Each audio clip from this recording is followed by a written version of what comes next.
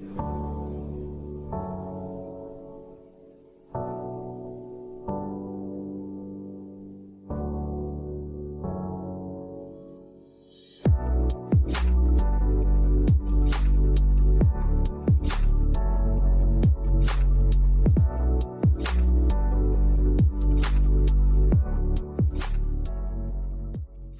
feel like that's why some of us struggle now, because there is no childcare, there is no nanny, there's no daycare, and you know Right. what I mean. All of a sudden, we're back to where we have to manage expectations at work and at home in order to cope. So yeah, I mean, I think that's something we could talk about in the future in depth, because it's something I struggled with. So backstory on me a little bit. I had 1 year off maternity leave because I'm in the Nice. UK. It was awesome.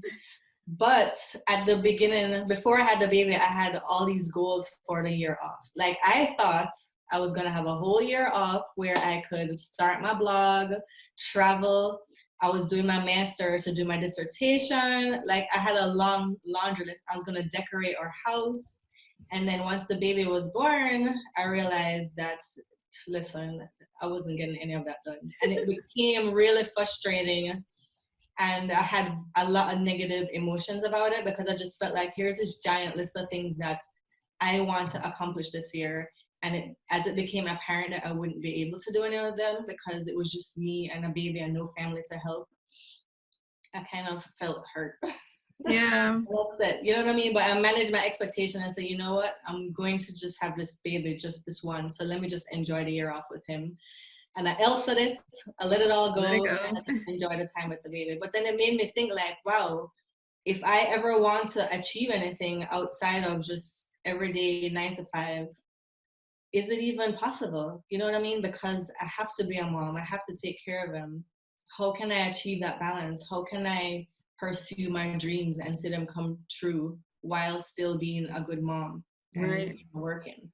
Yeah. And And those some are days, I won't lie, I feel like it's impossible. I feel like even this conversation we're having now, at the beginning of the conversation, I'm like, I can't do this. He's upstairs crying.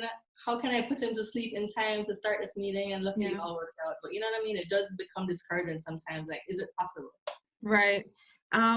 So there are a lot of things that I want to address that you said. I feel that we need to be innovative, right? We all know that it takes a village to raise a child, and right now, because of social distancing, we can't have that village, right? So one thing I did personally is I asked my mom and my dad, I said, can you give me 30 minutes per day on Zoom?